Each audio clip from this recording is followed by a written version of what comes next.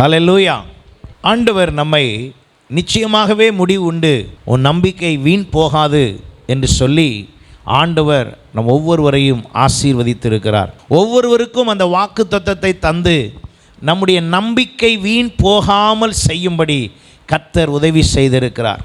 அப்படி நம்பிக்கை வீண் போகாமல் செய்த ஆண்டவர் நம்முடைய நம்பிக்கையை ஆண்டவர் என்னென்ன விதத்தில் எப்படிப்பட்ட நம்பிக்கைகளெல்லாம் கர்த்தரிடத்திலிருந்து ஆசீர்வாதங்களை பெறுகிறது என்பதை குறித்து நாம் வரிசையாக தியானித்து கொண்டிருக்கிறோம். இந்த நாளிலே நீதிமொழிகள் 29ஆம் அதிகாரம் 25ஆம் வசனம், மனுஷனுக்கு பயப்படும் பயம் கண்ணியை வருவிக்கும், கர்த்தரை நம்புகிறவனோ உயர்ந்த அடைக்கலத்தில் வைக்கப்படுவான். ஆமென். கர்த்தரை நம்புகிறவனோ உயர்ந்த அடைக்கலத்தில் வைக்கப்படுவான். இது ஒரு வாக்குத்தத்தத்தை போல, ஒரு உறுதிப்படுத்துகிற வார்த்தையைப் போல, கர்த்தரை நம்புகிறவன் எவனோ அவன் உயர்ந்த அடைக்கலத்தில் வைப்பார் என்று சொல்லாமல் வைக்கப்படுவான் என்று சொல்லி உறுதியாய் சொல்லப்பட்டிருக்கிறது. கர்த்தரை நம்புகிறவனோ, யார் ஒருவர் கர்த்தரை நம்புகிறார்களோ அவர்களை கர்த்தர் உயர்ந்த அடைக்கலத்தில் வைத்து விடுவார். வைக்கப்படுவான் என்று சொன்னால் என்ன அர்த்தம் என்றால், அதிலே மாற்று கருத்து எதுவுமே இல்லை, வேறு ஒரு விதமான விஷயமும் இல்லை. அவன் உயர்ந்த அடைக்கலத்தில் கட்டாயமாய் வைக்கப்படுவான். அப்போ நம்ம ஒவ்வொருவருடைய வாழ்க்கையிலையும் ஆண்டவர் நம்மை உயர்ந்த அடைக்கலத்தில் வைக்க விரும்புகிறார் என்றால் அவர் யாராக இருக்க வேண்டும் என்பதையும் நாம் அறிய வேண்டும். அவர் நம்மை உயர்ந்த அடைக்கலத்தில் வைப்பதற்கு நாம் என்ன செய்ய வேண்டும் என்பதையும் இந்த நாளிலே தியானிக்கும் பொழுது அவர் நம்மை உயர்ந்த அடைக்கலத்தில் வைப்பதற்கு ஏதுவாய் கர்த்தர் நம்முடைய வாழ்க்கையிலே செய்வதை நாம் உணர முடியும். ஹல்லேலூயா. யோபு இப்படி சொல்லுகிறார் தன்னுடைய அனுபவத்திலிருந்து. 36ஆம் அதிகாரத்தில் 7ஆம் வசனத்தில், அவர் தம்முடைய கண்களை நீதிமான்களை விட்டு விலக்காமல் அவர்களை ராஜாக்களோடு உட்கார சிங்காசனத்தில் ஏறவும் உயர்ந்த ஸ்தலத்தில் என்றென்றைக்கும் உட்காரவும் செய்திருக்கிறார்.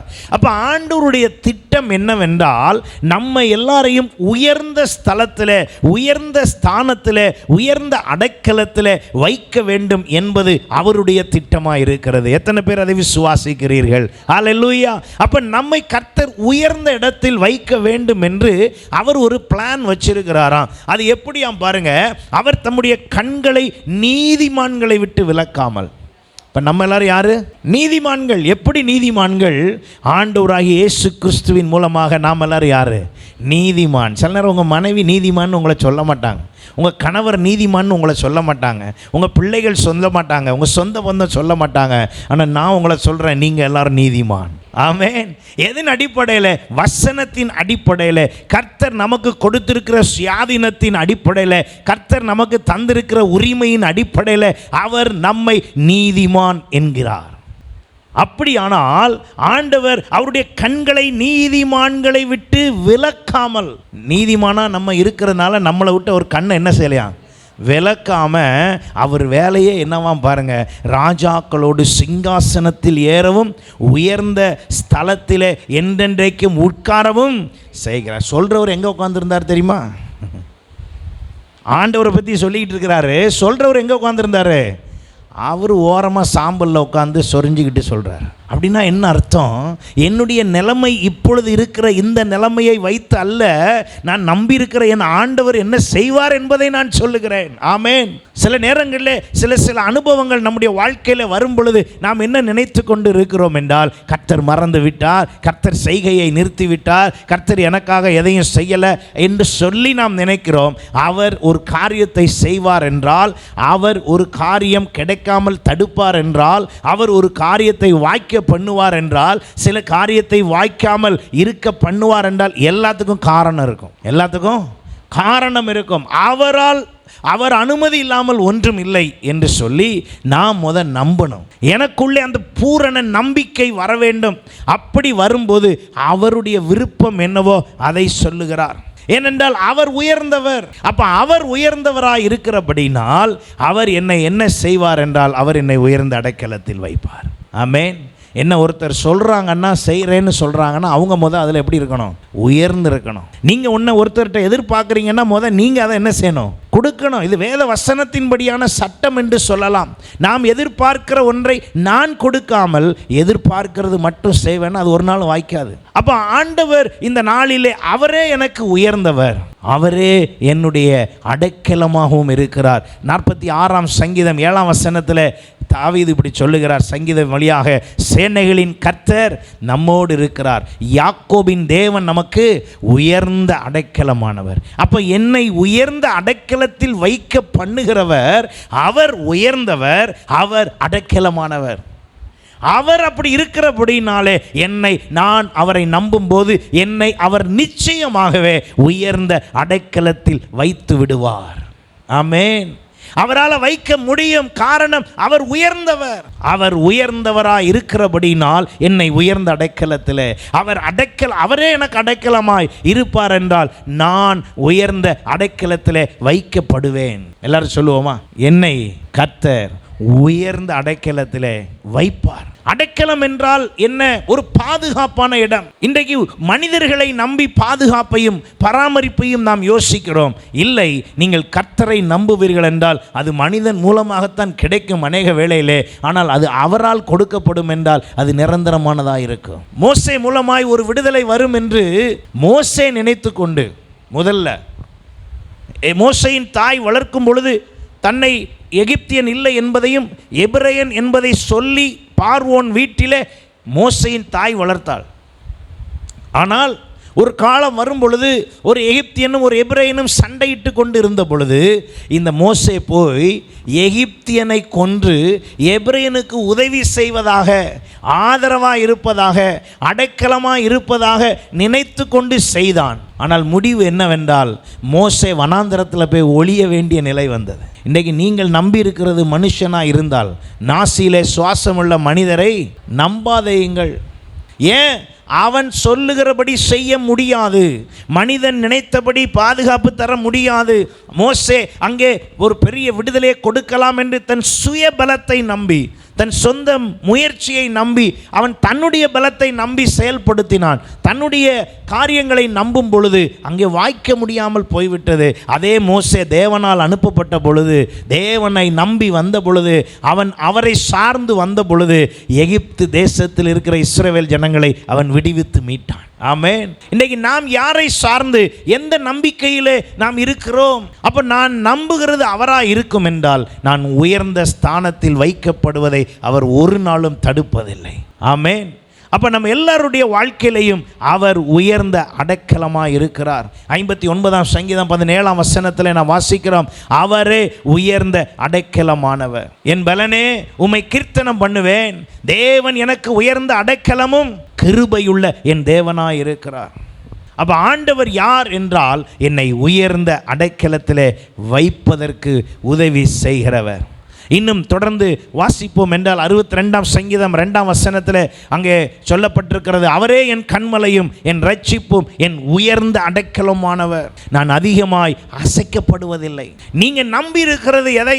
உங்கள் தாளந்தையோ, உங்கள் திறமையோ, உங்கள் பணத்தையோ, உங்களுடைய சாமர்த்தியத்தையோ நம்புவதல்ல. கர்த்தரை நம்பும் பொழுது அதனுடைய முக்கியத்துவம் என்ன?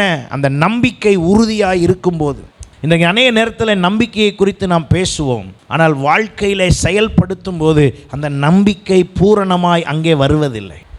சில காரியங்களை நாம் சரியாய் புரிந்து செயல்பட வேண்டும். உங்களுக்கு புரிவதற்காக சொல்லுகிறேன், ஆண்களுக்கு உடனே புரிந்துவிடும். மோட்டர் சைக்கிள், பைக்கு பார்த்தீங்கன்னா முன்னால் ஒரு பெரிய இன்ஜின் இருக்கும். ஆனால் அந்த இன்ஜின் மட்டும் தனியாக ஓடுனா அந்த வண்டி என்ன செய்யாது? ஓடாது. ஆனால் அந்த இன்ஜினுக்கும் பின்னால் இருக்கிற வீலுக்கும் இடையில் ஒரு செயின் மாட்டியிருக்கும். அந்த செயின் சரியாக மாட்டியிருக்கிறதுனால இந்த இன்ஜின் ஓடும்போது இந்த செயின் என்ன செய்யுதுன்னா பின்னால் இருக்கிற வீல் என்ன செய்ய வைக்குது? சுத்த வைக்குது. கார்லன்னா கீழே ஒரு ராடு கொடுத்துருக்கோம் அந்த இன்ஜினுக்கும் அதுக்கும் கனெக்டிங். அப்போ இன்ஜினுக்கும் வீலுக்கும் கனெக்ஷன் இல்லை அப்படின்னா எவ்வளோ பவர்ஃபுல் இன்ஜினாக இருந்தாலும் அந்த வண்டி என்ன செய்யாது? போகவே போகாது. இப்போ அது மாதிரி தான் எவ்வளோ வல்லமையான ஆண்டவர் இருந்தாலும் உங்கள் வாழ்க்கை ஓடணும்னா இடையில செயின் மாதிரி என்ன வேலை செய்யணும்? உங்கள் நம்பிக்கை கனெக்டில் இருக்கணும். உங்கள் நம்பிக்கை கனெக்டில் இருக்கணும், கரெக்டாக டைட்டாக இருக்கணும். ரொம்ப லூஸாக இருந்தாலும் அப்பப்போ கலண்டுரும் செயின். நல்லா டைட்டாக ஃபிட்டடாக கரெக்டாக இருக்கணும். இருந்துச்சுன்னா இந்த மோட்ரு ஓடுற வேகத்துக்கு இந்த வீல் என்ன செஞ்சுக்கிட்டே இருக்கும், ஓடிக்கிட்டே இருக்கும். அப்போ வீல் தனியாக இருந்தாலும் ஓடாது, மோட்ரு மிஷின் அதாவது இன்ஜின் தனியாக இருந்தாலும் என்ன செய்யாது, ஓடாது. இடையில ஒரு என்ன வேண்டியது இருக்குது, ஒரு கனெக்ட் வேண்டியது இருக்குது. அந்த கனெக்ட் தான் நம்பிக்கை. புரியறதுக்காக நீங்கள் ஈஸியாக அண்டர்ஸ்டாண்ட் பண்ணி செயல்படுத்துறதுக்காக சொல்கிறேன். இந்த செயின் மாதிரி உங்கள் நம்பிக்கை வேலை செஞ்சிருச்சுன்னா உங்களுடைய உயர்வு வேகமாக இருக்கும். ஆமேன். பைக்கு பாருங்கள், 150 கிலோமீட்டர் ஸ்பீடு, 180 கிலோமீட்டர் ஸ்பீடில் இருக்க பைக்கெலாம் நிறையா இருக்குது. 200லாம் போகிறதா சொல்கிறாங்க. இன்னும் பெரிய பெரிய ரேஸ் பைக்கெலாம் இன்னும் ரொம்ப வேகமாக போகுது. அதுக்கும் என்ன தான் இருக்குது, எந்த பைக் எடுத்தாலும் அதில் என்ன இருக்குது, இன்ஜினுக்கும் வீலுக்கும் என்ன இருக்கும், கனெக்ஷன் இருக்கும். அந்த கனெக்ஷன் இல்லாமல் ஓடவே முடியாது. நீங்கள் அதனால் ஆண்டவர் எவ்வளோ வல்லமைன்னு யோசித்தாலும் அது வேலை செய்யணும்னா ஒழுங்காக என்ன செஞ்சுருக்கணும், கனெக்ட் பண்ணியிருக்கணும். இன்றைக்கி நிறையா பேர் வாழ்க்கையில் செயினே இல்லை, கழுத்தில் இருக்குது. அந்த செயினை சொல்லலை, இந்த கனெக்டிங் செயின் நிறைய பேருக்கு இல்லை. ஆனால் இன்ஜின்லாம் நல்லா தான் இருக்குதுன்னு சொல்கிறாங்க, அவங்களே சொல்லிக்கிறாங்க. வண்டி கூட பலன்னு இருக்குது, பேக் வீல் ஓட வைக்கிறதுக்குரிய வீல் எல்லாம் பார்க்க எல்லாமே கரெக்டாக இருக்குது. ஆனால் என்ன செய்ய மாட்டுது, போக மாட்டுது. ஏன்னா இடையில ஒரு சின்ன செயின் தான். அந்த செயின் இல்லாமல் வண்டியை நிப்பாட்டிருந்தீங்கன்னா செயின் இருக்கா இல்லையானே தெரியாது. ஆனால் வண்டியை ஸ்டார்ட் பண்ணால் ஸ்டார்ட் ஆகுது, எல்லாம் செய்யுது. ஆனால் என்ன செய்ய மாட்டுது, மூவ் ஆகி வேகமாக போக மாட்டுது. அங்கே தான், இந்த இடத்துல தான் அந்த நம்பிக்கையை நான் சொல்லுகிறேன். இந்த செயின் கனெக்டிங் உங்களுக்குள்ளே இருக்க வேண்டிய நம்பிக்கை. இந்த நம்பிக்கை கரெக்டாக அங்கே கனெக்ட் ஆகிருந்துச்சுன்னா இன்ஜின் ஓடும் எப்போதுமே. அது பவர், அந்த பவர் ஒரு நாளும் குறையாது, அந்த பவர் கரெக்டாக இருக்குது. அப்போ ஆண்டவருடைய வல்லமையும் எப்படி இருக்குது, கரெக்டாக இருக்குது. இப்போ நம்மளும் ஓடுறதுக்கும் ரெடியாக ஆகிட்டோம். ஆனால் அந்த இன்ஜின் கனெக்டுக்கும் இந்த வெயில் கனெக்டுக்கும் உள்ள முக்கியமானதை என்ன செய்யாமல் விட்டோம், மாட்டாமல் விட்டோம். அது மாதிரி இன்றைக்கி நம்முடைய வாழ்க்கையில் நம்பிக்கையை பற்றி வாயில் பேசுகிறது இல்லை, சரியாக கனெக்ட் பண்ணணும். நீங்கள் அப்படி கனெக்ட் பண்ணிட்டீங்கன்னா அது என்ன செய்யும் பாருங்கள், அந்த இன்ஜின் வேகத்துக்கு எதை ஓட வைக்கும், இந்த பேக் வீலை ஓட வைக்கும். பேக் வீல் ஓடுனா வண்டி நிச்சயமாக போகும். நம்முடைய வாழ்க்கையும் அப்படி தான். அந்த கனெக்ஷன் கரெக்டாக நம்பிக்கையாகி அந்த கனெக்ஷனை கரெக்ட் பண்ணிட்டோன்னா அவர் வேகத்துக்கு நம்மளை கூட்டிகிட்டு போயிடுவார். அவர் உயர்ந்தவர், உயர்ந்த அடைக்கலத்தில் இருக்கிறார். அப்போ நானும் என்ன செய்யப்படுவேன் என்றால் உயர்ந்த அடைக்கலத்தில் வைக்கப்படுவேன். எல்லாரும் சொல்லுங்கள், நான் உயர்ந்த அடைக்கலத்தில் வைக்கப்படுவேன். படுவேன்னா என்ன அர்த்தம்னா மாற்று கருத்தெல்லாம் கிடையாது. நிச்சயமாய் கர்த்தர் என்னை உயர்ந்த அடைக்கலத்தில் வைத்து விடுவார். 90ஆம் சங்கீதம் 1ஆம் வசனம் சொல்லுகிறது, ஆண்டவரே தேவரீர் தலைமுறையாக எங்களுக்கு அடைக்கலமானவர், நீர் தான் எங்களுக்கு அடைக்கலமானவர். உம்முடைய அடைக்கலத்துக்குள் நாங்கள் வர விரும்புகிறோம். அந்த அடைக்கலம் என்ன, அந்த அடைக்கலத்துக்குள்ளே தான் சகல பாதுகாப்பு இருக்கிறது. பழைய ஏற்பாட்டின் நாட்களில் நீங்கள் வாசிப்பீர்கள் என்றால் அடைக்கல பட்டணம் என்று ஒன்று வைக்கப்பட்டிருந்தது. எதற்கு என்றால் அந்த அடைக்கல பட்டணத்துக்குள்ளே யாரெல்லாம் போய் தஞ்சம் புக வேணுமோ எல்லாம் என்ன செஞ்சிருவாங்க, தஞ்சம் புகுந்து விடுவார்கள். இன்றைக்கி நீங்களும் நானும் ஆண்டவரே நமக்கு அடைக்கலம். ஆமென். அவரே உயர்ந்தவர். அப்போ உயர்ந்தவராக இருக்கிற, அடைக்கலமாக இருக்கிற என் ஆண்டவர் மீது நான் நம்பிக்கையாக இருப்பேன் என்றால் அதைத்தான் சொல்லப்பட்டிருக்கிறது, நம்புகிறவனோ உயர்ந்த அடைக்கலத்தில் வைக்கப்படுவான். அப்போ நம்பாதவனுடைய விஷயம் என்ன, மனுஷனுக்கு பயப்படும் பயம் கண்ணியை வருவிக்கும். நான் கர்த்தரை நம்புகிறவனாக இருப்பேன் என்றால், கர்த்தரை நம்புகிறவனோ உயர்ந்த அடைக்கலத்தில் வைக்கப்படுவான். தன்னுடைய முழு அனுபவத்தில் இருந்து சாலமோனுடைய அனுபவம் என்ன, அவனைப் போல இந்த உலகத்தில் முழுவதுமாக அறிந்தவன் இல்லை, அவனைப் போல அனுபவித்தவனும் இல்லை, அவனைப் போல அனுபவித்தவனும் இல்லை, அறிந்தவனும் இல்லை. அவன் அவ்வளவு அனுபவித்தவன். எந்த ஏரியாவில் சொல்கிறீங்களோ எல்லா ஏரியாலையும் அனுபவித்தவன், எல்லாமே எக்ஸ்ட்ராவாக அனுபவித்தவன். ஆனால் அவன் ஒரு முடிவு சொல்லுகிறான். என்ன தெரியுமா சொல்கிறான், எல்லாம் என்னதுங்க, மாயை. எல்லாம் அனுபவிச்சுட்டு சொல்கிறான். அப்போ உடனே நம்மளும் அனுபவிச்சுட்டு சொல்லலாமோ? அவன் முடிவை வாசிச்சுட்டு அப்புறம் சொல்லுங்கள். அவன் முடிவுக்கு வருகிறான். ஒரு முடிவுக்கு என்ன சொல்லுகிறான் என்றால், எல்லாம் என்னது, மாயை. நான் சூரியனுக்கு கீழே கண்ணோக்கி பார்த்தால் நடப்பது எல்லாம் என்னவா இருக்குது, மாயை. நான் நினைத்தேன் இந்த வழியாக போனால் இது எனக்கு ஆசீர்வாதம் தரும், நன்மையாக இருக்கும், சந்தோஷம் வரும்னு நினச்சேன். அங்கே போனால் முடிவு என்னவா இருக்குது, மாயையாக இருக்குது. நான் இப்படியே முயற்சி பண்ணி ஒவ்வொரு விதத்தையும் ட்ரை பண்ணேன், எல்லா விதத்தையும். அவன் உண்மையிலே திறமைசாலி. ஒரு கல்யாணம் பண்ணாலே திணறிக்கிட்டு இருக்காங்க. அவன் அவ்வளோ கல்யாணம் பண்ணிருக்கான். ஆனால் அதுக்கும் முடிவில் என்ன தான் சொல்லிட்டான்? மாயை. அவனிடத்தில் இருந்த ஐஸ்வர்யம் அளவே எண்ணில் அடங்காதது, அறிவு ஞானம் எல்லாம் கூட தான். ஆனால் எல்லாத்தையும் முடிச்சுட்டு கடைசியாக ஃபைனலாக சொன்னார், இதெல்லாம் ஒன்றுமே இல்லைன்னு சொல்லிட்டு தான் சொல்கிறாரு, கர்த்தரை நம்புகிறவனோ. அவர் தான் சொல்கிறாரு. நீங்கள் பிரசங்கி புலம்பெல்லாம் வாட்சி பாருங்கள், இன்னும் ரொம்ப புலம்பலாக இருக்கும் அது. அவர் தான் சொல்கிறாரு, கர்த்தரை நம்புகிறவனோ உயர்ந்த அடைக்கலத்தில் வைக்கப்படுவான். With own experience. அவனிடத்தில் தனிப்பட்ட வாழ்க்கையில் அவனை போல் அனுபவித்தவன் இல்லை. ஆனால் அவன் சொல்லுகிறான், உலகத்தில் எங்கேயும் உயர்வு இல்லை, எங்கேயும் அவரை போல் அடைக்கலம் வேற எங்கேயும் இல்லை. அவரை நம்புனா அடைக்கலம் உண்டு. ஆமேன். நான் நம்பி போனேன், நம்பி இதை செஞ்சேன் அதை செஞ்சேன், எதுவுமே இல்லை, கர்த்தர் மட்டும்தான். அனுபவித்த ஒருவன் சொல்ல முடியும் என்றால், இந்த வாழ்க்கையில் பிரச்சனையில் சிக்காமல் இருக்கிறதுக்கு நாமும் அதை புரிஞ்சு உயர்ந்த அடைக்கலத்துக்குள்ளே நம்ம போய் என்ன செஞ்சிடணும்? இருந்துடணும். ஆமேன். எத்தனை பேர் அதை ஏற்றுக்கொள்கிறீங்க? அப்போ என்னை உயர்ந்த அடைக்கலத்தில் வைக்கிற தேவன் அவர் யார்? உயர்ந்தவர், அவர் அடைக்கலமானவர். அப்போ நான் என்ன செய்ய வேண்டும்? இந்த அடைக்கலமாய் இருக்கிறவரிடத்தில் நான் என்ன செய்ய வேண்டும்? 3 காரியங்களை உங்களுக்கு நான் சொல்ல விரும்புகிறேன். முதல் காரியம் 62ஆம் சங்கீதம் 8ஆம் வசனம் பாருங்க. ஜனங்களே, எக்காலத்திலும் அவரை நம்புங்கள், அவர் சமூகத்தில் உங்கள் இருதயத்தை ஊற்றி விடுங்கள். அவர் சமூகத்தில் வாசிங்க, ஒரு வாசிங்க. அவர் சமூகத்தில் உங்கள் இருதயத்தை ஊற்றி விடுங்கள். தேவன் நமக்கு அடைக்கலமாக இருக்கிறார். ஆமென். அப்போ அடைக்கலமாக இருக்கிற என் ஆண்டவர் என்னை உயர்ந்த அடைக்கலத்தில் கொண்டு போய் வைப்பதற்கு நான் என்ன செய்ய வேண்டும்? என் நம்பிக்கையை வெளிப்படுத்துகிற விதமாய், என் நம்பிக்கைக்கு ஏதுவாய் அவர் சமூகத்திலே வந்து நான் என்ன செய்ய வேண்டும்? என் இருதயத்தை ஊற்றிவிட வேண்டும். சில நேரங்களில் கவனித்து பாருங்கள், நம்முடைய ஒரு ஜெப விண்ணப்பம் 500 பேர் ஜெபிப்பாங்க. அதுக்காக ஒரு ஜெப விண்ணப்பத்தை எத்தனை பேர் ஜெபிப்பாங்க? 500 பேர். ஜெபிக்கிறது தப்பு இல்லை, ஜெபத்தை தப்பாக சொல்லலை. ஆனால் 500 பேர் ஏன் ஜெபம் பண்ணாங்க அப்படின்னா, அந்த சபையில் 500 பேர் இருந்தால் பரவாயில்லை, 500 விதமான இடத்துல ஜெபம் நடக்குது. இப்போ நமக்கு சபை என்றால் சபை, விசுவாசிகள், பாஸ்டர், நீங்கள், நான், ஜெபம், அவ்வளோதான். அப்படின்னா என்ன அர்த்தம் என்றால், நீங்கள் நினைப்பது போல ஜெபிக்கிற இடத்துல நாம் நினைக்கிறோம் இன்னார் மூலமாக, அப்படி அல்ல. இன்னார் நான் ஏன் மூலமாக தான் அது வாய்க்க போகுதுங்கிறத நிறைய பேர் என்ன செய்கிறதில்ல, புரிகிறதில்லை. அவரிடத்தில் என் இருதயத்தை ஊற்றுவது என்பது மனிதனாய் இருக்கிறவர்களிடத்தில் அல்ல, கர்த்தருடைய சமூகத்தில். ஆலோசனை உண்டு, வழிநடத்தல் உண்டு, ஆனால் நிறைவேற்றுவது யார் தான்? அவர் தான் நிறைவேற்றுவார். அப்போ அவர்கிட்ட போய் தான் என் இருதயத்தை ஊற்றணும். ஏன்னா சில காரியங்களை தாமதப்படுத்தி வைத்திருக்கிறவரும் அவர் தான். எத்தனை பேர் நம்புறீங்க? நீங்கள் ஒரு முயற்சி பண்ணுவீங்க, அப்படியே முயற்சி பண்ணி வேகப்படுத்தி போவீங்க, டக்குன்னு போய் நிப்பாட்டிடும் அது.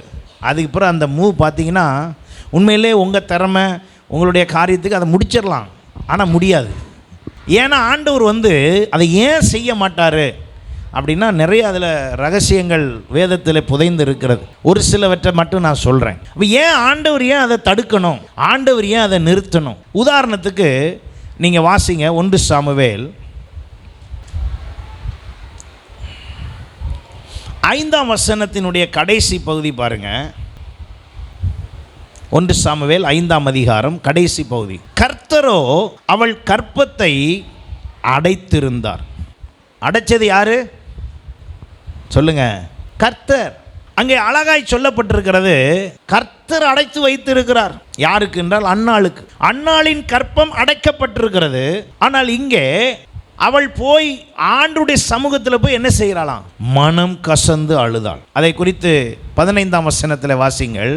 அதற்கு அன்னாள் பிரயுத்தரமாக, அப்படி அல்ல என் ஆண்டவனே, நான் மன கிளேசமுள்ள ஸ்திரீ, நான் திராட்சரசமாகிலும் மதுவாகிலும் குடிக்கவில்லை. நான் கர்த்தருடைய சந்நிதியில் என் இருதயத்தை என்ன செய்தேன்?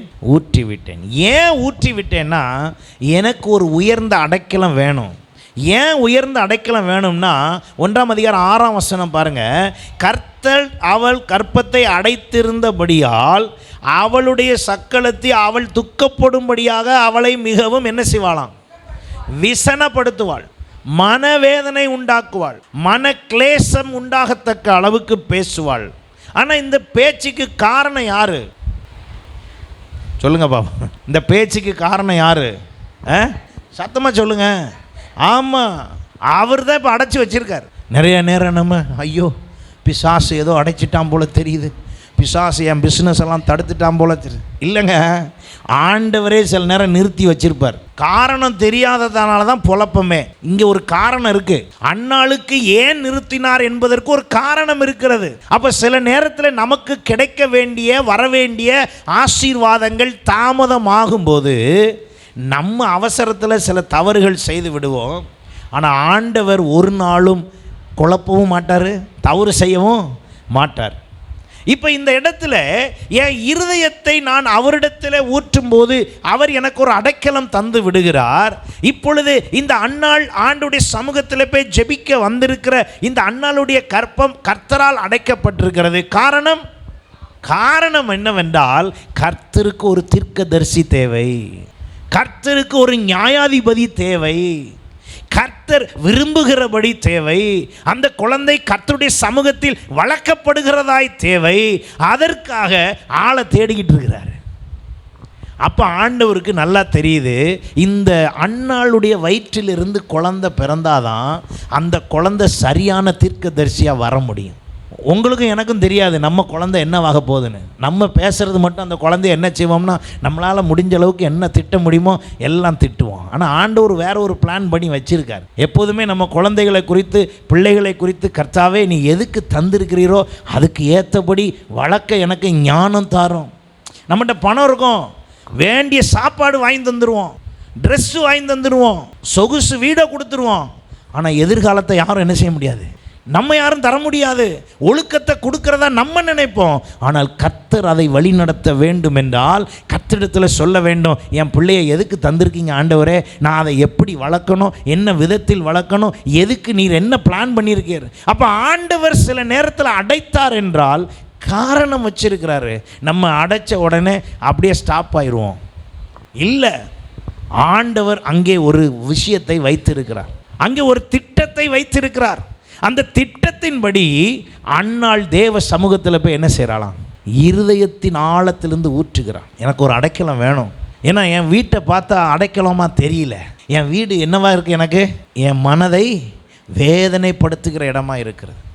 நான் சுற்றி யாரிடத்திலாலும் பேசி என் மனதை சமாதானப்படுத்தி கொள்ளலாம் என்றால் எல்லா இடங்களிலும் எனக்கு அவமானமும் நிந்தையுமா இருக்கிறது. நான் என்ன செய்வது, எனக்கு ஒரே அடைக்கலம் தேவ சமூகம்தான் என்று அன்னாள் அங்கே என்ன செய்தாளாம், வந்தாள். அங்கே வந்து அன்னாள் தன் இருதயத்தை ஊற்றிவிட்ட பிறகு அங்கே வேதம் சொல்லுகிறது, 2ஆம் அதிகாரம் 1ஆம் வசனத்தில் அவள் சொல்லுகிறாள், அப்பொழுது அன்னாள் ஜெபம் பண்ணி என் இருதயம் கர்த்தருக்குள் என்ன செய்கிறது. இதே இருதயம்தான் கிளேசத்தோடு கர்த்தர் சமூகத்தில் வந்து என்ன பண்ணிச்சு, இருதயத்தை ஊற்றி அழுதது.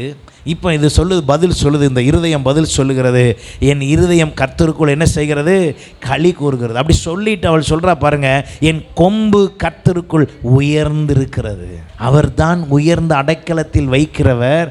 அவளுடைய கொம்பு இப்போ என்ன செய்தான், உயர்ந்திருக்கிறது. அப்படி என்றால் இவ்வளோ நாள் ஒருத்தி பேசிக்கிட்டு இருந்தாலே 1ஆம் அதிகாரம் 6ஆம் வசனத்தில் அவளுக்கு முன்பு இப்பொழுது அன்னாளுடைய கொம்பு எப்படி இருக்குதான், உயர்ந்திருக்கிறது. ஆமென்.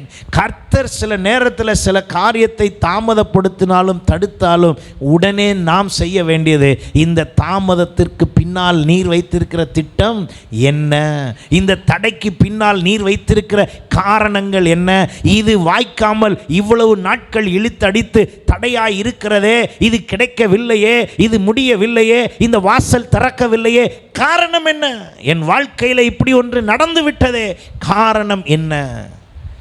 நான் அதை கேட்பதற்கு என் இருதயம் தேவ சமூகத்தில் என்ன செய்யப்படணும், ஊற்றப்படணும். நான் ஊற்றணும், எனக்காக யாராவது ஊற்றப்படாது. நான் தனிப்பட்ட ரீதியிலே உட்கார்ந்து கர்த்தர் சமூகத்தில் ஊற்ற வேண்டும். அப்பொழுது கர்த்தர் உடனே அங்கே வாய்க்க பண்ணுவார். சொல்லப்பட்டிருக்கிறது, என் பகைஞர் மேல் என் வாய் திறந்திருக்கிறது. எனக்கு எதிராக பேசினவனுக்கு விரோதமாய் பேசுகிற அளவுக்கு எனக்கு இப்போ என்ன வந்துருச்சு? தைரியம் வந்துருச்சு. என்னை கர்த்தர் ஆசீர்வதித்து விட்டார். நான் கேட்டதை விட கர்த்தர் இப்பொழுது தந்திருக்கிற விதம் வேறு. என் பிள்ளை ஆலயத்தில் வளர்கிறது, கர்த்தரிடத்தில் இருக்கிறது. ஆமென். நான் அதற்கல்லவா ஒப்பு கொடுத்திருக்கிறேன். இந்த இடத்துல ஆண்டவர் உயர்ந்த அடைக்கலம் என்பது அப்படித்தான். அங்கே கொண்டு போய் ஆண்டவர் அப்படி வைத்தார். அவள் சொல்லுகிறாள், உம்முடைய ரட்சிப்பினாலே என்ன செய்கிறேன்? சந்தோஷப்படுகிறேன். ஆண்டவர் உயர்ந்த அடைக்கலத்தில் வைத்து விட்டார் என்றால் அங்கே ஒரு பூரண சந்தோஷம் உண்டாகிறது. அப்போ நான் நம்புகிறது அவராக இருக்கும் பொழுது அவர் என்னை உயர்ந்த அடைக்கலத்தில் என்ன செய்து விடுவார்? வைத்து விடுவார். அப்போ அடைக்கலம் கொடுக்கிற ஆண்டவரிடத்தில் என் இருதயத்தை ஊற்றணும். ரெண்டாவதாக 91ஆம் சங்கீதம் 14ஆம் வசனம் பாருங்க. அவன் என்னிடத்தில் வாஞ்சையாக இருக்கிறபடியால் அவனை விடுவிப்பேன், என் நாமத்தை அவன் அறிந்திருக்கிறபடியால் அவனை உயர்ந்த அடைக்கலத்திலே வைப்பேன். ஆமென். இரண்டாவதாக நான் செய்ய வேண்டிய விஷயம் என்னவென்றால், அவருடைய நாமத்தை நான் அறிய வேண்டும். ஆண்டவருடைய நாமத்தை நான் ஒழுங்காக என்ன செய்யணும்? அறியணும். இப்போ உங்கள்கிட்ட ஆண்டவரை பற்றி சொல்லுங்கள் அப்படின்னா நான் என்ன சொல்லுவோம் தெரியுமா? வேகமாக உடனே அவர் சுகம் தருவார், பேய் ஓட்டுவார், அப்புறம் வியாதியெல்லாம் சுகமாகும், நன்மை கிடைக்கும், ஆசீர்வாதம் கிடைக்கும், இதெல்லாம் தான் சொல்லுவோம் பாருங்கள். நான் கேட்ட கேள்வி என்னது? நீங்கள் ஆராதிக்கிற ஆண்டவர் யார் அப்படின்னு நான் கேட்டேன். ஆனால் நீங்கள் பதில் என்ன தெரியுமா சொல்கிறீங்க? அவர் என்ன செய்வார்னு சொல்கிறீங்க. நம்ம பதில் என்ன சொல்கிறோம்? என்ன செய்வார்னு சொல்கிறோம். நான் கேட்டது அவர் யாருன்னு கேட்டேன். உங்களுக்கு யாருன்னு தெரிலன்னா உங்களால் உயர்ந்த அடைக்கலத்துக்கு என்ன செய்ய முடியாது? போக முடியாது. ஆதியாமத்திலேருந்து வெளிப்படுத்தல் வரைக்கும் அவருடைய பேரில் முக்கியமான பேர், எனக்கு ரொம்ப பிடிச்ச பேர், இருக்கிறவராகவே. ஐ ஆம் தட் ஐ ஆம். நான் இருக்கிறவராகவே இருக்கிறேன். அப்படி சொல்கிறீங்களா? நான் ஆராதிக்கிற ஆண்டவர் இருக்கிறவராகவே இருக்கிறார். அப்படி யார்ட்டையாவது சொல்லியிருக்கீங்களா? கவலைப்படாதீங்க பிரதர், உங்களுக்கு சுகம் கிடைக்கும். இயேசு சுகம் தருவார். அவர் என்ன செய்வார்னு தான் சொல்கிறோமே ஒழிய அவர் யாருன்னு என்ன செய்ய மாட்டோம். ரெண்டுக்கும் உள்ள வித்தியாசம் அதிகம். எத்தனை பேர் நான் சொல்கிறது புரியுது? ஆமென்.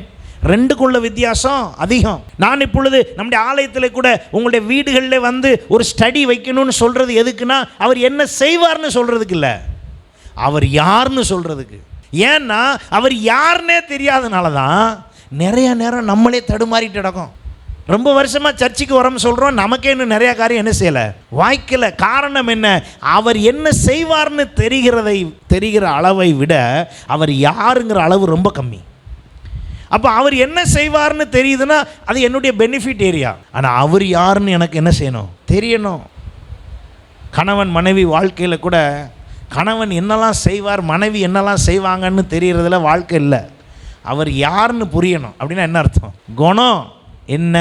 அப்போ என் ஆண்டவர் யார்? இப்போ அங்கே அதை தான் சொல்லப்பட்டிருக்கிறது, என் நாமத்தை அவன் அறிந்திருக்கிறபடியால்.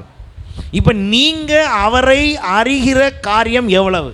அதனால தான் பவுல் சொல்லுகிறார், என் ஆண்டவரை அறிகிற அறிவின் மேன்மைக்காக என்னுடைய எல்லாவற்றையும் குப்பையாக எண்ணுகிறேன். ஏன்னா இது ஒரு பெரிய மேட்டரே கிடையாது எனக்கு. அவர் அறிகிறது தான் எனக்கு பெரிய விஷயம். ஏன்னா அவரை நான் அறிந்து விட்டால் அவர் என்னை உயர்ந்த அடைக்கலத்தில் வைத்து விடுவார். இப்போ நீங்கள் அறிந்திருக்கிறது என்ன? நீங்கள் அறிந்து வைத்திருக்கிறது என்ன? ஆண்டவரை குறித்து நீங்கள் அறிந்து வைத்திருக்கிறது என்ன? அவரை குறித்த விஷயம் உங்களுக்கு எவ்வளவு தெரியும்? பர்த்திமேயு சுகம் வேண்டும் தான், ஆனால் அவன் கூப்பிடுகிறான், தாவீதின் குமாரனே எனக்கு இரங்கும். அவர் பேர் இயேசு, ஆனால் இவன் கூப்பிட்டது என்ன? தாவீதின் குமாரனே எனக்கு இரங்கும். ஏன்? அவருடைய நாமத்தின் ஆரம்பமே என்னன்னா, தாவீதின் வம்சத்தில் இருந்து தான் யார் வருவார்? இயேசு வருவார். அந்த வாக்குத்தத்தத்தையும் அந்த வரலாற்றை சொல்லும் விதமாக அவன் சொல்லுகிறான், தாவீதின் குமாரனே எனக்கு இறங்கும். டைரக்டாக தாவீதின் குமாரன் அவர் அல்ல, இயேசு அல்ல, வம்சத்தில் வந்தவர். ஆனால் அவன் அப்படி சொன்ன உடனே வேதம் சொல்லுகிறது, இயேசு நின்று உடனே அவனுக்கு பார்வை கொடுத்தார். அப்போ யாருன்னு அறியாமலே எதை வாங்க விரும்புகிறோம் தெரியுமா? சுகத்தை வாங்க விரும்புகிறோம், ஆசீர்வாதத்தை வாங்க விரும்புகிறோம், பலனை வாங்க விரும்புகிறோம், நம்ம காரியம் வாய்க்க பண்ணணும்னு விரும்புகிறோம். நான் இப்பொழுது சொல்லுகிறேன், வேத வசனத்தில் சொல்லியிருக்கிறபடி சொல்லுகிறேன், நீங்கள் அறிந்தால் தானாகவே உயர்ந்த அடைக்கலத்தில் வைக்கப்படுவீர்கள். ஆமேன் இல்லையா? சத்தமாக சொல்லுங்க. ஆமேன் என்பது அப்படியே நான் ஏற்றுக்கொள்கிறேன் என்பதற்கு அர்த்தம். நீங்கள் அறிய அறிய அவரே உங்களை எங்கே கொண்டே வச்சுக்கிட்டே இருப்பாராம்? உயர்ந்த அடைக்கலத்தில் வைத்து கொண்டே இருப்பார். நீங்கள் உயர்ந்த அடைக்கல கூட்டு போனலாம் சொல்ல வேண்டாம், அவர் அடுத்த பட்டனை அவரே அமுக்கிடுவார். இப்போ செகண்ட் ஃப்ளோருக்கு கூட்டு வந்திருக்காருன்னா நீங்கள் அறிகிற அறிவு எப்படி இருக்குன்னு பார்த்துட்டு அவரே 5வது மாடி கூட அமுக்கி விடுவார். அது தானாக நேராக போய் நீங்கள் பட்டனை அமுக்கின பிறகு அதுகிட்ட சொல்ல முடியாது நிறுத்துன்னலாம். லிஃப்ட்டில் பட்டனை அமுக்கின பிறகு ஏதாவது செய்ய முடியுமா? கரண்ட்டு போனால் வேணால் நிற்கும், இடையில எதுவும் ஸ்டாப் பண்ண முடியுமா பிரதர்?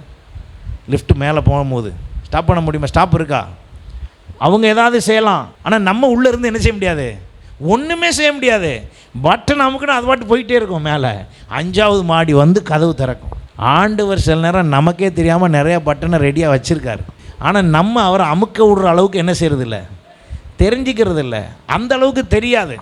அவருடைய நாமத்தை நான் அறிந்திருக்கும் பொழுது அந்த அறிவின் மேன்மை என்னை அவருடைய ஆசீர்வாதத்திற்கு நேராய் நடத்தி செல்லுகிறது. ஹல்லேலூயா. அப்போ நான் அறிகிற இந்த அறிவு எவ்வளவு தூரம் இருக்கிறது?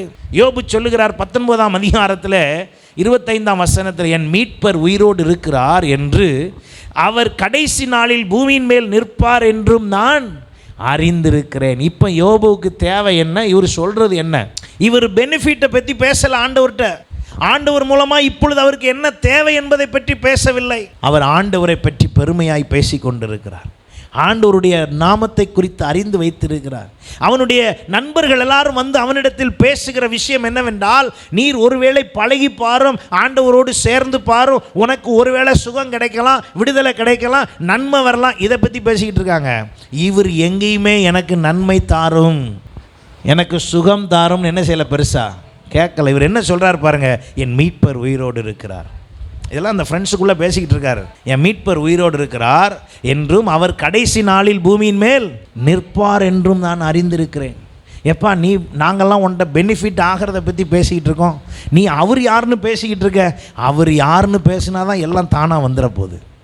ஆமேன். அவர் யாருன்னு பேசினா எல்லாம் தானாக வந்துட போகுது. அப்போ என் ஆண்டவர் யார் என்பதை நான் சரியாய் அறியவில்லை என்றால் அவர் என்ன உயர்ந்த அடைக்கலத்தில் என்ன செய்ய முடியாது, வைக்கவே முடியாது. அப்போ என்ன அவரை பற்றி நான் தெரியணும், எனக்கு அவரை தெரியணும்.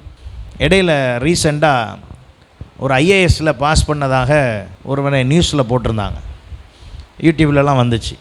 அப்போ அவர்கிட்ட போய் கேட்காங்க, how did you pass your IAS? அதுக்கு அவர் பதில்,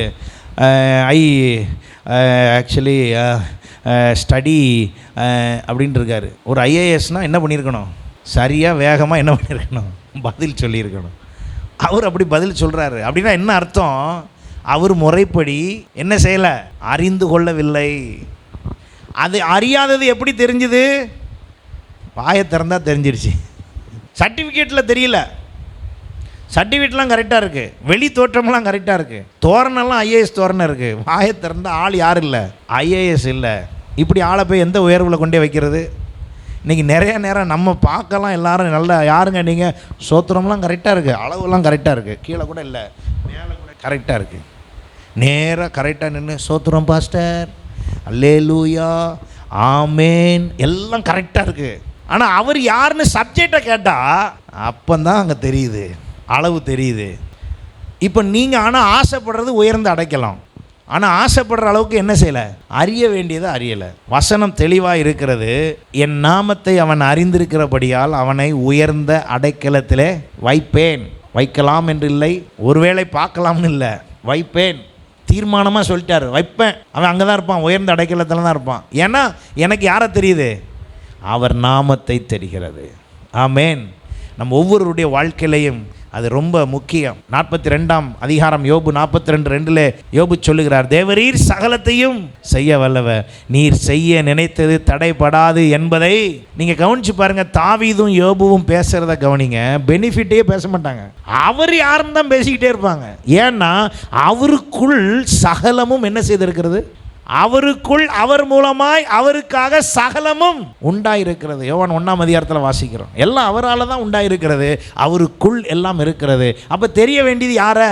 அவரை தானே தெரியணும். நம்ம பெனிஃபிட் எல்லாம் தெரிஞ்சு வச்சுருக்கோம், எல்லாம் அவர் என்னெல்லாம் செய்வார்னு தெரிஞ்சு வச்சுருக்கோம். அவர் என்னெல்லாம் செய்வார்னு சொல்லி நோட்டீஸில் போட்டு கூப்பிடுவாங்க.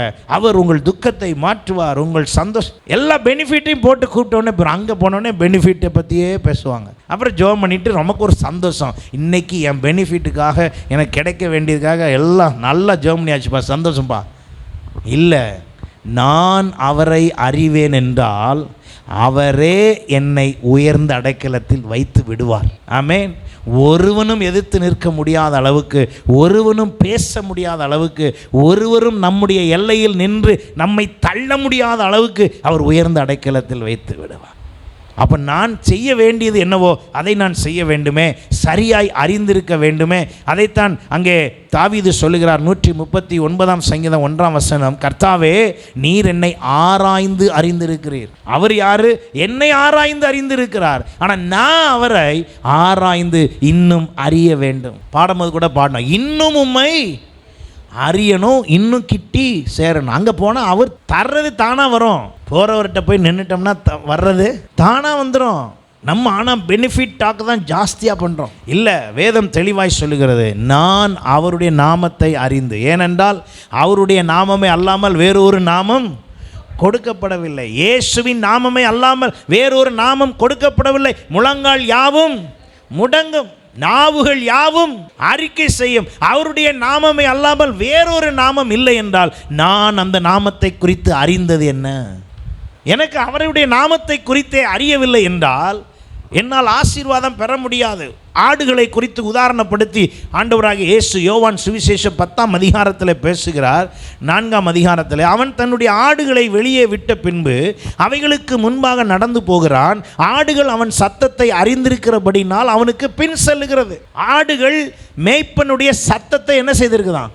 அறிந்திருக்கிறது. அந்த மேய்ப்பன் சத்தத்தை போலவே வேறு ஒருவன் சத்தம் கொடுத்தால் அந்த ஆடு ஒரு நாளும் என்ன செய்யாது? போகாது. காரணம், இது தான் அறிந்து வைத்திருக்கிறது. ஆகையினால இயேசு சொல்லுகிறார் 14ஆம் வசனத்தில், நானே நல்ல மேய்ப்பன், பிதா என்னை அறிந்திருக்கிறது போல நான் பிதாவை அறிந்திருக்கிறது போலவும் நான் என்னுடையவைகளை அறிந்தும் என்னுடையவைகளால் அறியப்பட்டும் இருக்கிறேன். அவர் எவ்வளவு தெளிவாக இருக்கிறார். நம்மளால் அவர் என்ன செய்யப்பட்டிருக்காராம்? சொல்லுங்க, வாசிங்க. நான் என்னுடையவைகளை அறிந்தும் என்னுடையவைகளால் அறியப்பட்டும் இருக்கு. அப்படின்னு என்ன அர்த்தம்? நம்ம தான் அவருடைய என்னுடையவைகள். என்னுடையவைகளால் அறியப்பட்டும் இருக்கிறேன்னா, என்னுடையவைகளால் என்றால் நம்ம எல்லாரும் யார் அறிந்திருக்கிறோமா அப்படின்னு அவர் சொல்கிறாரு. ஆனால் அறிஞ்சிருக்கிறோமா? அறிந்த அன்றைக்கு அவர் நம்மை உயர்ந்த அடைக்கலத்தில் கண்டிப்பாக என்ன செய்திருப்பார்? வைத்திருப்பார். ஆடுகளுக்காக என் ஜீவனையும் நான் கொடுக்கிறேன். 27ஆம் வசனத்தில் சொல்லுகிறார், என் ஆடுகள் என் சத்தத்துக்கு செவி கொடுக்கிறது, நான் அவைகளை அறிந்திருக்கிறேன், அவைகள் எனக்கு பின் செல்லுகிறது. அப்போ இன்றைக்கி நம்முடைய வாழ்க்கையில் நான் அவரை சரியாய் அறிந்து கொள்ள வேண்டும். நான் கொஞ்சம் தான் சொல்லியிருக்கிறேன். அறிந்து கொள்ளுகிற விஷயத்தை பற்றி பேசினா நிறையா இருக்குது, அறிய வேண்டிய விஷயம் நிறையா இருக்குது. அப்போ ரெண்டாவதாக நான் அறிந்து கொள்ள வேண்டும். மூன்றாவதாக 28ஆம் சங்கீதம் 8ஆம் வசனம் பாருங்கள், கர்த்தர் அவர்களுடைய பலன், அவரே தாம் அபிஷேகம் பண்ணினவனுக்கு அரணான அடைக்கலமானவர். அப்போ என் ஆண்டவர் அடைக்கலமானவர் என்னை உயர்ந்த அடைக்கலத்தில் வைக்க முடியும்.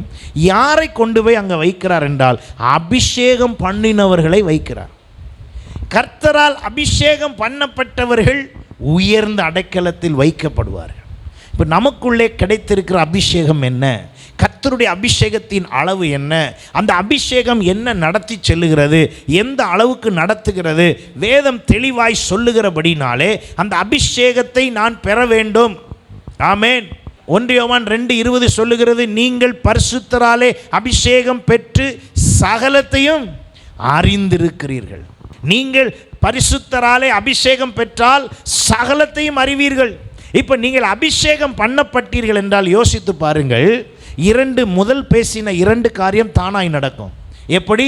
நான் அபிஷேகம் பெற்ற உடனே அவரை குறித்த அறிகிற காரியம் வந்துவிடும். நான் அபிஷேகம் பெற்ற உடனே எனக்குள்ளே வந்திருக்கிற பரிசுத்த ஆவியானவர் அவரே வாக்கு கடங்காத பெருமூச்சுகளோடு அவரிடத்தில் விண்ணப்பம் பண்ணுவதற்கு, என் இருதயத்தை ஊற்றுவதற்கு இந்த அபிஷேகம் என்னை வழி நடத்திவிடும். ஆமென். அப்ப இந்த அபிஷேகத்துக்குள்ளே நான் நிறைந்திருந்தாலே போதுமானது. அவர் என்னை உயர்ந்த அடைக்கலத்தில் வைத்து விடுவார். அப்போ என் அனுபவம், இருதயத்தை ஊற்றுகிற அனுபவம் வர வேண்டும். அவருடைய நாமத்தை அறிகிற காரியம் வர வேண்டும். மூன்றாவதாக, எனக்குள்ளே இருக்கிற அபிஷேகத்தை நான் சரிப்படுத்தி கொள்ள வேண்டும். அப்போ நீங்கள் பரிசுத்தராலே அபிஷேகம் பெற்று சகலத்தையும் அறிந்திருக்கிறீர்கள். 27ஆம் வசனம் பாருங்க. நீங்கள் அவராலே பெற்ற அபிஷேகம் உங்களில் நிலைத்திருக்கிறது. நீங்களும் நானும் அபிஷேகம் ஏஜி சபையின் மூலமாய் பெறவில்லை. ஏஜி சபை உங்களை அபிஷேகம்னு சொல்லலை, அந்நிய பாஷை பேசுங்கன்னு சொல்லலை. வேதம் சொல்லுகிறது நீங்கள் அவராலே பெற்ற அபிஷேகம். சாத்தானின் தந்திரம் என்னன்னா, இதெல்லாம் பைபிள் சொல்லலை, இதெல்லாம் பேச சொல்லலை, இதெல்லாம் தேவையில்லை. நீங்கள் கூடுற இடத்துல எல்லாம் ஆண்டவருடைய அபிஷேகத்தினால் என்ன செய்ய போகணும்? எல்லாரும் நிரப்பப்படணும். ஹல்லேலூயா. நிரப்புறது நம்ம வேலை இல்லை, அவர் வேலை. அவர் தான் எங்கே எப்படி செய்யணும்னு தெரியும். இப்போ நம்ம எல்லாரும் பிரசங்கம் பண்ணி இப்போ கேட்டுக்கிட்டு இருக்கீங்க. நம்ம எல்லாம் ஜெபிக்கும் போது இந்த இடத்துல அபிஷேகத்தை ஊற்றி வீட்டுக்கே போக முடியாத அளவுக்கு சாயந்தரம் 6-7 மணி வரைக்கும் அபிஷேகத்தில் எல்லாரும் நிரம்புறதுக்கு வைக்கணும்னு அவர் முடிவு பண்ணிட்டாருன்னா நிச்சயமாக நடக்கும். ஆமென். ஆனால் நம்ம ட்ரை பண்ணோன்னு வைங்க, நம்ம எதை ட்ரை பண்ண பார்க்குறோம்? இந்த அபிஷேகத்தை வரதுக்கு ட்ரை பண்ணி எல்லாம் அபிஷேகம் அப்படி கொஞ்சம் நேரத்தில் அப்பாடி டயர்ட் ஆகி அப்படி சொல்லுங்க. ஆனால் அவர் கொடுத்தாருன்னா டயர்டே ஆகாது. எத்தனை பேர் அனுபவமாக ஆமைன்னு சொல்லுங்களேன். அவர் அபிஷேகத்தில் நிரப்புனார்னா ஒரு டயர்டு வராது, அங்கே நிறைவு அப்படி இருக்கும். ஆம்பிளிஃபர் கூட சூடாகாது. நம்ம போட்டு அடித்தோன்னா கொஞ்சம் நேரத்தில் அது ஓவர் ஹீட்டில் ஆஃப் ஆயிரும். அப்படின்னா என்ன அர்த்தம் நான் சொல்ல வர்றேன்? அவர் நம்மை அபிஷேகம் பண்ணியிருப்பார் என்றால் அவரே எல்லாவற்றையும் செய்கிறவர். எப்படி? அந்த வசனம் தொடர்ந்து சொல்லுகிறது பாருங்க. ஒருவரும் உங்களுக்கு போதிக்க வேண்டியதில்லை. அந்த அபிஷேகம் சகலத்தை குறித்தும் உங்களுக்கு போதிக்கிறது. அவர் யார் என்பதை மனுஷர்கள் பேசும்போது நல்லா கவனிங்க. ஆவியானவர் பேசலைங்கிற பிரசங்கம் எப்படி கண்டுபிடிக்கலான்னா, பெனிஃபிட் டாக் அதிகமாக இருக்கும். அதெல்லாம் யார் பேசலை? ஆவியானவர் பேசலை. ஆவியானவர் பேசினார்னா அவரை பற்றி பேசுவார். ஆமென். அவர் தன்னுடைய தன்மைகளை குறித்து பேசுவார், தன்னுடைய உயர்ந்த அனுபவங்களை குறித்து பேசுவார். அதான் ஆவியானவருடைய உணர்த்துதல். அங்கே ஆவியானவர் அபிஷேகம் இருக்கிற இடத்துல ஆட்டோமேட்டிக்காக என்ன நடக்குதான் பாருங்க. அவர் அந்த அபிஷேகம் சகலத்தை குறித்து உங்களுக்கு போதிக்கிறது. அது சத்தியமாக இருக்கிறது, பொய் அல்ல. அது உங்களுக்கு போதித்தபடியே அவரில் நிலைத்திருப்பீர்களாக. ஆமென். ஹல்லேலூயா. 2 கொரிந்தியர் 1ஆம் அதிகாரம் 26ஆம் வசனம் பாருங்க. உங்களோடு கூட எங்களையும் கிறிஸ்துவுக்குள் ஸ்திரப்படுத்தி நம்மை அபிஷேகம் பண்ணினவர் தேவனே. இந்த அபிஷேகம் யாரால் வருகிறது? தேவனால் வருகிறது. இந்த அபிஷேகம் நமக்குள்ளே தேவனால் கொடுக்கப்படுகிறது. நான் அபிஷேகம் பண்ணப்பட்ட உடனேயே என்னை அவர் உயர்ந்த அடைக்கலத்தில் வைத்து விடுகிறார். அப்போ எனக்குள் வருகிற அபிஷேகம் என்னை தானாக எங்கே கொண்டு போகுது? உயர்ந்த அடைக்கலத்தில் கொண்டு போகுது. அதை எப்படி நம்ப முடியுமா என்றால், நீங்கள் வேதத்தில் பல முறை நாம் தியானித்திருக்கிறோம் தாவீதை குறித்து. தாவீது தன்னுடைய வாழ்க்கையில் அவன் ஆடு மேய்த்து கொண்டிருந்த ஒரு அனுபவம் தான். ஆனால் தாவீதுக்கு முன்பு அபிஷேகம் பண்ணப்பட்டவன் யார் என்றால், முந்தின ராஜா யார் என்றால் சவுல். சவுல் ஏற்கனவே அபிஷேகம் பண்ணப்பட்டு ராஜாவாக இருக்கிறான். தாவீதை அபிஷேகம் பண்ணின அதே அபிஷேகம் சவுலுக்குள்ளும் இருக்கிறது. சவுலை அபிஷேகம் பண்ணின அதே தீர்க்கதரிசி தான் சாமுவேலை அபிஷேகம் பண்ணினார். அதே சாமுவேல் தீர்க்கதரிசி தான் தாவீதை அபிஷேகம் பண்ணினார். 2 பேரையும் அபிஷேகம் பண்ண தீர்க்கதரிசி யார் தான்? ஒருத்தர் தான். அப்போ 2 பேருக்கும் கொடுக்கப்பட்ட அபிஷேகம் என்னது தான்? ஒன்று தான். ஆனால் சவுலுக்குள் இருந்த அபிஷேகம் அவனை உயர்ந்த அடைக்கலத்துக்கு கொண்டு போல. ஆனால் தாவீதுக்குள் இருந்த அபிஷேகம் அவனை என்ன பண்ணிருச்சு? உயர்ந்த அடைக்கலத்துக்கு கொண்டு போயிடுச்சு. எப்படி என்றால், இப்போ கோலியாத்தின் சேனை வந்து நிற்கிறது. இப்போ சவுலின் சேனை 40 நாள் என்ன பண்ணிகிட்டு இருக்காங்களாம்? சும்மா நின்றுக்கிட்டு இருக்காங்க. 40 நாள் அங்கே ஒன்றும் செய்யலை, சும்மா நின்றுக்கிட்டு இருக்காங்க. எதுவுமே பேசலை, எதுவும் செய்யலை. அப்படி நின்று கொண்டு இருந்த பொழுதுதான் அங்கே திடீரென்று யார் வரா? தாவீது அங்கே வருகிறார். தாவீது வந்து காதில் கேட்குறாரு, இஸ்ரவேலின் தேவனை நிந்திப்பதை குறித்து கேட்கிறார். அங்கே எல்லாரும் பயந்து போய் இருக்கிறதெல்லாம் பார்க்குறாரு. எல்லாம் பார்த்த உடனே சவுல் தன்னுடைய மாம்ச பலத்தை பார்த்து கோலியாத்தை எதிர்க்காமல் இருந்தான். இந்த தாவீது தன் மாம்ச பலத்தை பார்க்கவே இல்லை, தன் சுயபலத்தை பார்க்கவே இல்லை. எதை பார்த்தார் தெரியுமா? தனக்குள் இருக்கிற அபிஷேகத்தை. தாவீது பயன்படுத்தினது தனக்குள் இருந்த அபிஷேகத்தை. சவுல் தன்னிடத்தில் இருந்த அபிஷேகத்தை கவனிக்காமல் தன்னுடைய பலத்தை கவனித்து சொல்லுகிறார். இந்த தாவீது கோலியாத்தை போய் வீழ்த்துகிறேன் என்று சொல்லும் போது கூட இந்த சவுல் அவனுக்கு என்ன சொல்கிறார் தெரியுமா? ஐயா தாவீது, நீ சின்ன பையன், நீ போவாத, அந்த நீ எதிர்த்து நிற்கணும்னு நினச்சிக்கிட்டு இருக்கிற அந்த கோலியாத்து யாருன்னா அவன் சிறு வயதிலிருந்தே யாராம்? யுத்த வீரன். சின்ன வயசுலேருந்து அவன் யுத்த வீரன். எனக்கு தெரியாமையா நான் நின்றுக்கிட்டு இருக்கேன் 40 நாள். தாவீது மனசில் யோசிச்சிருப்பார், போயா உனக்கு ஒரு அபிஷேகம் கொடுத்ததே வேஸ்ட்டு, நீயும் தான் அபிஷேகம் பெற்ற. இன்னைக்கு நிறைய பேர் நம்மளை பார்த்து அபிஷேகம் பெற்ற மாதிரியே தான் இருக்குது பார்க்க. ஆனால் வேலை செய்தா அந்த அபிஷேகம் தேவனுடைய ராஜ்யத்துக்கு பிரயோஜனப்படுதா? கர்த்தருடைய அபிஷேகம் இருக்கிற ஒவ்வொருவரும் எல்லாரோடும் அந்த அபிஷேகத்தை ஷேர் பண்ணுவாங்க. உங்களால் ஒருத்தரோட பேச முடியல, அன்பு செலுத்த முடியலன்னா உங்களுக்குள்ள இருக்கிற அபிஷேகம் சவுலுக்குள்ளே இருக்க மாதிரி ஒரு பயன் இல்லைன்னு அர்த்தம். டம்மியாக இருக்குது உள்ள. உங்கள் அபிஷேகம் எல்லாரோடும் கனெக்ட் பண்ணணும். ஆமென். தாவீது எல்லார் கூடயும் சொல்லப்பட்டிருக்கிறது. பின் நாட்களில் கூட தாவீதுக்கு சவுலை கொலை செய்கிற அளவுக்கான வாய்ப்பெல்லாம் வந்தாலும் அவர் அதெல்லாம் செய்யலையாம். தாவீது திரும்பியும் போய் பாருங்கள், நொண்டி மோடம் பிரச்சனைக்குரியவன் அவன் இவன் நொந்தவன் எல்லாரையும் சேர்த்துக்கிட்டாரு. எங்கேயும் போய் டீசென்ட்லாம் பார்க்கல. அபிஷேகம் ஒரு நாள் அதெல்லாம் செய்யாது. அபிஷேகம் எல்லாத்தையும் கலந்து ஏற்றுக்கும். தாவீதுக்குள்ள அந்த அபிஷேகம் இருந்துச்சு, அதை செய்தது பாருங்க. இவன் என்ன செய்கிறான்? யுத்த வீரர்கள் நிற்கும் போது இவன் தன்னை சாராமல் தன் அபிஷேகத்தை சார்ந்து சொல்லுகிறான், நீ நிந்திக்கிற இஸ்ரவேலின் தேவனிடத்தில் இருந்து நான் வருகிறேன், அந்த தேவனுடைய நாமத்தை நான் அறிந்திருக்கிறேன். 1 சாமுவேல் 17:45 பாருங்கள். அவர் சொல்லுகிறார், அதற்கு தாவீது பெலிஸ்தியனை நோக்கி ஆமென் ஹல்லேலூயா. இப்போ ஏற்கனவே இப்போ தான் பார்த்தோம், அவருடைய நாமத்தை அறிஞ்சால் உயர்ந்த அடக்கத்தில் வைப்பார். இப்போ தாவீது சொல்கிறார், அவர் நாமம் என்னன்னு எனக்கு தெரியும், அவர் நாமத்தை நான் அறிஞ்சிருக்கிறேன், அந்த நாமத்தின் மூலமாகத்தான் அபிஷேகம் பெற்றிருக்கிறேன், அதை குறித்து எனக்கு தெரிஞ்சிருக்கிறனால இப்போ நான் அந்த பலத்தில் உன்ட்ட வர்றேன். நீ வர்றதெல்லாம் ஈட்டியோடு பலத்தோடு. ஈட்டியை நம்பிக்கிட்டு இருக்கிறவன் 40 நாள் உனக்கு என்ன பண்ணிக்கிட்டு இருக்கான்? பயந்துக்கிட்டு இருக்கிறான். நான் ஈட்டியெல்லாம் நம்பலையா, நான் கேடயத்தை நம்பலையா, நான் வேறு எந்த பிரச்சனை, அவன் வந்திருக்கிற கோலியாத்து வளர்த்தியை பார்க்கலையே, நான் எதையுமே பார்க்கல. நான் பார்ப்பதெல்லாம் எனக்குள் இருக்கிற தேவன் பெரியவர், எனக்குள் என்னை அபிஷேகித்த ஆண்டவர் பெரியவர். எனக்கு அவர் தந்திருக்கிற அபிஷேகம் அவ்வளவு முக்கியமானது. அந்த அபிஷேகம் சாதாரணமானதல்ல. அவர் எனக்கு தந்திருக்கிற அந்த அபிஷேகம் என்னை உயர்ந்த ஸ்தலத்தில், உயர்ந்த ஸ்தானத்தில், உயர்ந்த அடைக்கலத்தில் என்னை கொண்டு போய் வைக்க போகிறது. ஹல்லேலூயா. அந்த அபிஷேகத்தை பெற்றிருக்கிற நான் உன்ன மாதிரி பயந்துக்கிட்டு என்ன செய்ய முடியாது, இருக்க முடியாது. சவுல் அங்கே எவ்வளவோ தடுத்து பார்க்கிறார் தாவீதை, நீ போக வேண்டாம், நீ வேணா போகும்போது என் ட்ரெஸ்ஸை வேணா போட்டுக்கிறியா? யோ, நீ பெற்ற அபிஷேகத்திலே நீ டம்மியாக உட்காந்துருக்க, நீ இதில் வேற உன் ட்ரெஸ்ஸை வேற என்கிட்ட தர்றியா? எனக்கு அதெல்லாம் என்ன சொல்லிட்டார் தெரியுமா இவர்? எனக்கு அதில் பழக்கம் இல்லை, நீங்கள் தரப்போகிறதெல்லாம் எனக்கு வேண்டாம், எனக்கு ஆண்டவர் கொடுத்த அபிஷேகம், அந்த அபிஷேகம் நிறைந்திருந்தவனாக இருந்தபடினாலே அங்கே வசனம் சொல்லுகிறது, அவரே தாம் அபிஷேகம் பண்ணினவனுக்கு அரணான அடைக்கலமானவர். 28ஆம் சங்கீதம் 8ஆம் வசனத்தில் தாவீது சொல்கிறதுனுடைய அனுபவம் என்னவென்றால், இந்த கோலியாத் வந்த பொழுது, இந்த கோலியாத்தினுடைய வல்லமை பெரியதாய் 40 நாள் நின்று கொண்டு இருந்த பொழுதும் தாவீது வந்த வேகத்தில் அவன் உணர்ந்த அபிஷேகம் பண்ணப்பட்டவனுக்கு அரணான அடைக்கலமானவர் கர்த்தர் என்பதை அவன் புரிந்திருந்தபடியால் உடனே அங்கே எதிர்த்து நின்றான், கோலியாத்திற்கு எதிர்த்து நின்றான். கர்த்தர் அங்கே அவன் முன்பாகவே, இந்த சவுல் முன்பாகவே சொல்ல ஆரம்பிச்சிட்டாங்க எல்லாரும். சவுல் கொன்றது 1000, தாவீது கொன்றது 16000. ஐயோ, என்ன ஆச்சு? இதான் உயர்ந்த அடைக்கலம். இப்படி நிமிஷத்தில் என்ன ஆகிப்போச்சு? இப்போ மாறிச்சா இல்லையாங்க? அதே லொக்கேஷன் தான், அபிஷேகம் சேம், அபிஷேகம் பண்ண ஆள் ஒன்று தான், எல்லாம் ஒன்று தான். சவுலுக்கும் ராஜ அபிஷேகம் தான், தாவீதுக்கும் ராஜ அபிஷேகம் தான். என்ன டிஃப்ரென்ஸ்னா வேறு ஒன்றும் இல்லை. சவுல் தேவனை அறிந்த அறிவுக்கும் தாவீது கர்த்தரை அறிந்ததற்கும் வித்தியாசம் நிறையா இருக்குது.